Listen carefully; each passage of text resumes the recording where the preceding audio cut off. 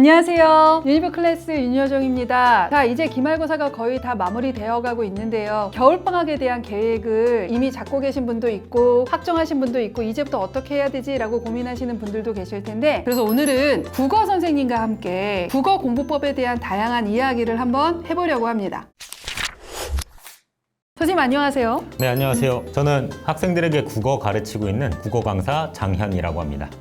국어 어느 지역에서 주로 활동을 하시는지 선생님은? 현장 같은 경우는 대치 쪽에서 했었고요. 근데 이제 온라인에 좀 집중을 하고 있는 편이고요. 자, 그러면 주로 어느 학년을 좀 담당하시는지?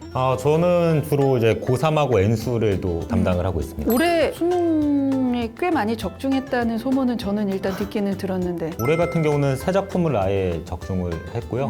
구체적으로 말씀을 드리자고 하면 최척전이라는 작품이 있어요. 그 작품 같은 경우는 제가 그 11월 4일에 파이널 수업 때 다뤘던 내용인데, 거기서도 이제 서사 구조나 이런 것들이 굉장히 제가 말한 그대로 나와가지고 감사했죠. 그리고 또 이제 도산 12곡이라는 작품이 있는데, 그것도 이제 EBS의 미수록된 부분까지 제가 자료로 다 만들어가지고 제공을 해주거든요. 그리고 또 특히나 그거는 해석 연습을 하도록 숙제를 좀 빠삭하게 할 수밖에 없게끔 그렇게 냈던 건데, 그게 나와가지고 또 쉬웠겠다 그러면 애들은. 또 마지막! 이게 이제 하이라이트인데요. 음지의 꽃이라는 현대시 작품이 있어요. 근데 이제 그 작품을 적중한 거를 넘어서서 제가 마지막에 뽑아가지고 선별 자료들을 제공을 해줘요. 거기 해설이 그대로 선지에 나왔어요. 야, 그거 들었던 친구들 이 영상 보고 있을 텐데 증거 올려줘요. 그러면 우리 이제 겨울방학 때 국어 등급 올리는 방법에 대해서 얘기를 해야 되는데, 일단 제일 먼저 고3 올라가는 이 겨울방학, 지금부터 해도 국어 성적은 오르나요? 물론이죠. 네. 물론이죠, 그렇죠? 그러고 3개월 내에 많이들 바뀌어요. 그러면 선생님, 이제 고3 수능이면 정시 파이터들은 과외하는 경우도 있고, 그다음에 기출문제 풀만한 문제 다 풀고, 그렇게 공부하는 친구들이 실패하는 경우는 이유가 뭘까요? 보통 3월 모의고사를 보고 나서 아이들이 멘탈이 한번 좀 깨지고요. 그렇게 이제 3월을 지나고 보통 기출문제집 하나 골라가지고 쭉 한번 돌리죠. 그러면 그게 한 6월쯤. 그런 다음에 뭔가 기대심을 안고선 육모를 보죠. 근데 변화가 없죠.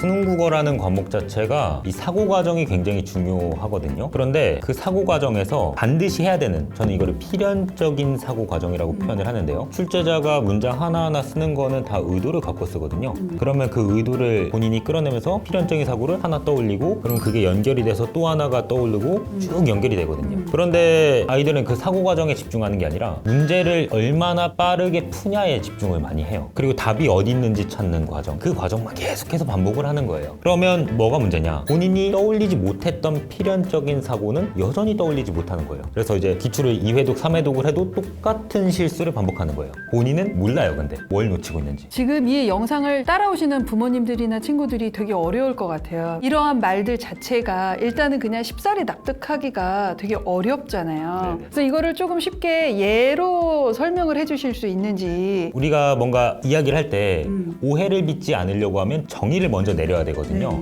그래서 객관성을 부여하기 위해서 평가원 글은 항상 정의를 부여를 해줘요. 그러면 이 정의를 어떤 식으로 내리는가? 보통 A는 B 방식으로 내리는데, A는 B 방식 같은 경우는 딱 봐도 눈에 띄어요. 근데 문제는 문장 속에 녹여서 정의를 내린 경우들이 있어요. 근데 이제 이거를 정의라고 학생들은 인식하지 못하고 넘어가는 거예요. 근데 출제자는 내가 정의 내렸잖아 그러면서 정의를 토대로 해서 글을 전개하는 거예요. 그러면 학생 입장에서는 정의를 인식 못했으니까 뒤에 내용이 읽을 때 뭔 소리 하는 거지? 이런 생각이 들 수밖에 없고요.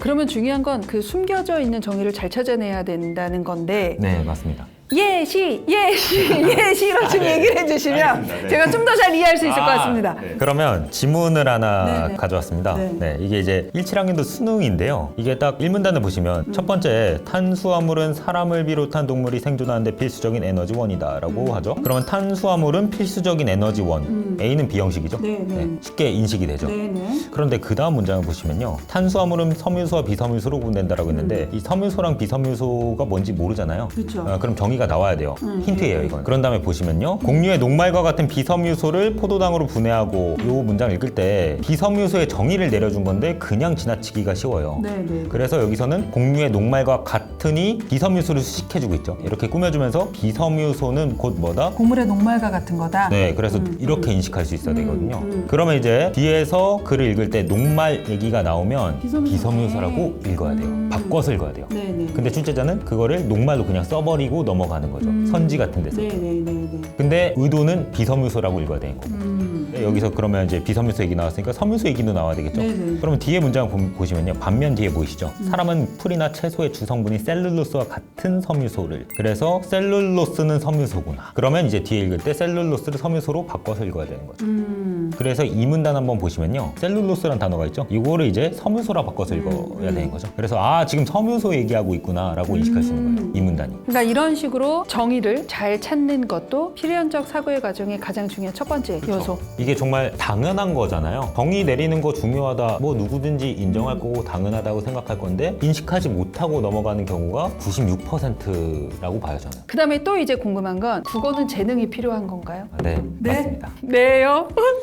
국어는 재능의 영역이 안타깝지만 맞고요. 근데 이 재능이라고 하는 거는 두 가지가 있어요. 보통은 재능은 선천적 재능만 이야기를 많이 하는데요. 후천적 재능이 있어요. 이 선천적 재능을 갖고 있는 아이들은 전국에 1% 정도가 있어요. 그렇죠. 진짜 타고나기를 정말 뛰어난 아이들이 있어요. 그러면 제일 중요한 건 후천적 재능이라는 말씀이신 거네요. 그렇죠. 선천적 재능을 갖고 있는 아이들이 있죠. 네. 그 친구들이 하는 필연적인 사고들을 인위적으로 연습하는 거예요. 그러면 시기가 중요한 건 아니고 언제든지 할 수 있다는 네, 뜻이에요. 언제든지 할 수 있고 노력의 부분인 거죠. 그러면 우리 이제 본론으로 들어가서 네. 겨울방학에 국어 공부를 해야 하는 가장 중요한 이유. 저는 뭐 여름방학이든 겨울방학이든 똑같은 걸 가르칠 거예요. 근데 똑같은 걸 하더라도 받아들이는 데 있어서 아이들이 달라요. 태도 자체가. 겨울방학에는 아직 시간이 좀 많다라는 생각을 본인이 자기도 모르게 하고 있어요. 그러다 보니까 뭔가 좀 심적 여유가 있어서 제가 시키는 거를 잘 받아들이고 인내심을 갖고 끌어낼 때까지 끌어내려고 노력을 해봐요. 그런데 여름방학 이후 말할 것도 없죠. 진짜 막다른 골목에 있는 애들만 거의 오는 거라고 볼 수밖에 없잖아요. 그래서 그러지 말고 겨울에 와라.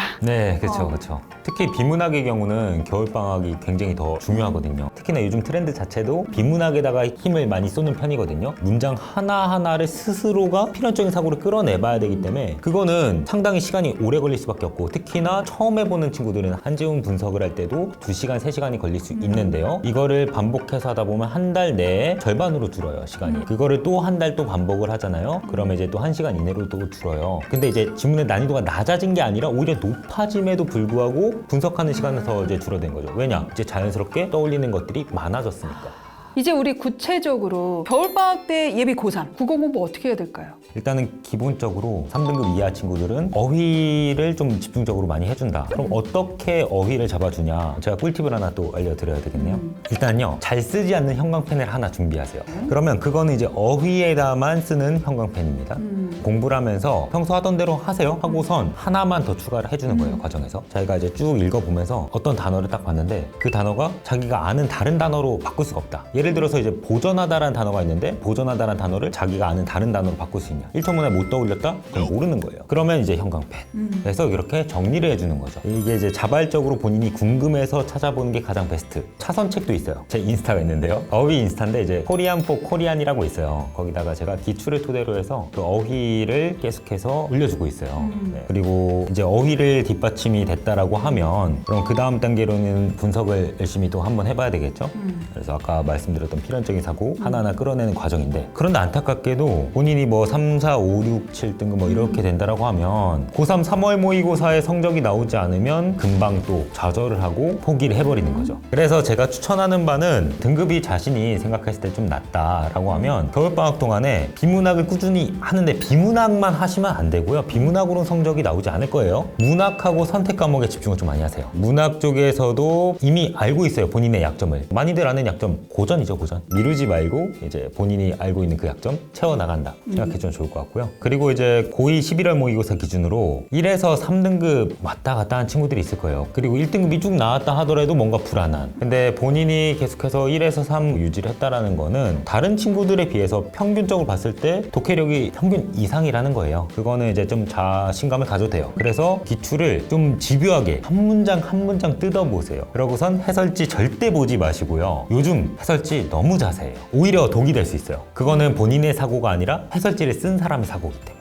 요 연습을 계속해서 해주는 거를 추천드릴게요. 그러면 일단 크게 2개 정도로 아이들을 좀 나눠서 설명을 해주셨어요. 일단은 기본적으로 국어가 항상 어려웠고 그다음에 한 번도 국어가 등급이 잘 나오지 못했었던 친구들, 이런 친구들은 기본적으로 어휘력이 문제니 어휘력을 조금 더 포커스를 둬라. 그다음에 3월 학평 때 성적이 나와야 비문학을 할 수 있는 힘이 생기니 비문학뿐만 아니라 문학이나 일단 원점수를 좀 올려놓자 라고 말씀을 해주신 거고, 1에서 3등급이 현재 지금 나오는 친구라고 한다면 기본적으로 어느 정도 독해력이 있다. 그러면 이 독해를 조금 더 정교하게 하는 게 겨울방학 때 매우 중요하다. 절대 해설지는 보지 마라. 이렇게 정리할 수 있을 것 같습니다. 자, 그러면 선생님, 지금 현재 독해력을 이제 어느 정도 이상으로 끌어올릴 수 있는 좀 정교한 독해력이 필요하다 이렇게 말씀을 하셨는데요. 그러면 애들 또 궁금할 거예요. 그러면 그 정교한 독해력을 하는 방법이 뭐야? 뭐 간단히 말씀드리기가 참 어려운 부분이에요. 그래서 준비를 했어요. 네. 이제 포텐에서 네. 제가 무료 특강을 진행을 합니다. 이번 무료 특강을 통해서 수능국어 기출을 다룰 건데요. 여러분들이 궁금해하는 이제 공부법, 독해하는 방법을 구체적으로 다룰 예정입니다.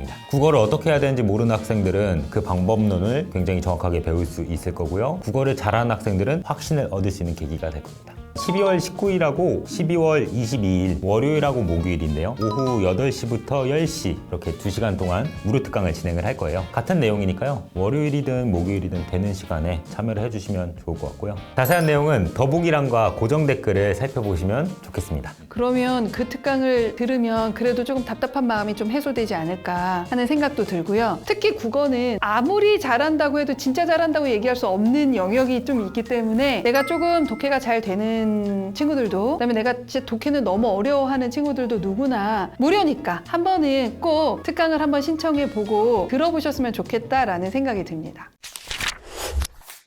자, 오늘 겨울방학 때 이제 국어 대비를 어떻게 해야 할 것인가에 대한 얘기와 이렇게 해야 되는 국어 공부의 실질적인 방법은 무엇인가에 대해서 좀 얘기를 해봤고요. 아울러 더불어 무료 특강에 대한 설명까지도 좀 안내해 드렸습니다. 저는 다음에 더 좋은 영상으로 찾아뵙도록 하겠습니다. 자, 오늘의 영상이 도움되었다면 이 영상을 보시는 부모님들이나 친구들은 무엇을 해야 할까요, 선생님? 네, 당연히 구독, 좋아요 부탁드리겠습니다. 감사합니다.